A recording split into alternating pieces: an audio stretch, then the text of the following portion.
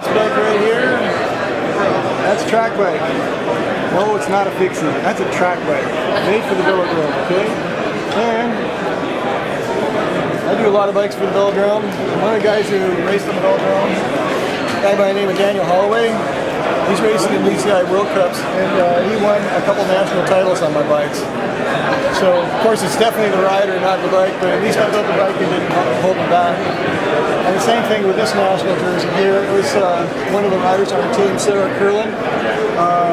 Really good bike racer. She won the nationals in the 35 plus age group on a cyclocross bike. So let's go to this bike here. This is a very typical road racing bike that I build. It's all aluminum, 7005 Easton, and it has a lot of carbon components on it. This bike weighs, without the pedals, it's about 15 pounds, so it's very competitive weight. And good bike for racing on really bad roads. It's very durable, very stiff bike. When you stamp on the pedals, it just goes forward. So another thing, designed not to hold the rider back. The brake set is designed by a fellow here in the booth by the name of Matt Simpkins. It's a limited production, very compact sidewheel brake. It's very light. It definitely doesn't get in your way. And it's an exclusive product. This is the first time they've ever been featured at a bike show.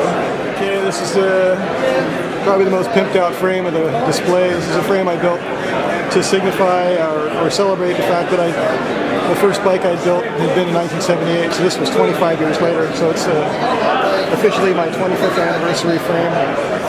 And I put a lot of work. It was about 40 hours of work to make the frame and the fork, which is probably 4 times the amount of work time-wise that I would put in a normal welded frame. But it captures the old style of building that I was doing back in 1978. The spirit of it anyway.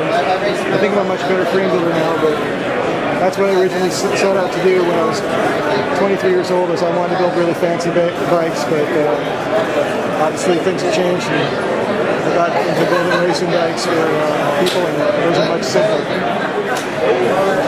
This is a single-speed cyclocross bike that I built just for the show. It's got some special Paul Racer caliper brakes on it, which are very powerful. Most of the components on the bike are made in America. The Paul components also made the polished hubs. The cranks are made by a company called White Industries. The single freewheel actually is also made by White Industries. And the bottom bracket is Phil Wood. So all these components are made in America.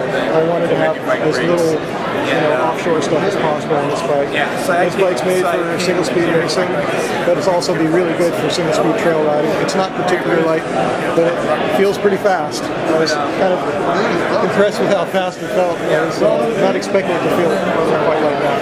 Well, this is some kind of strange cable routing where the cable comes in the top tube and then exits outside the wishbone seat stay, which is something I don't think anybody's done yet. So this one has like, you can see this particular feature here, it's pretty top tube that pops out right pretty strange. Yeah, you get rid of it. When you're a bike builder, you're always trying to find something that nobody's ever done before.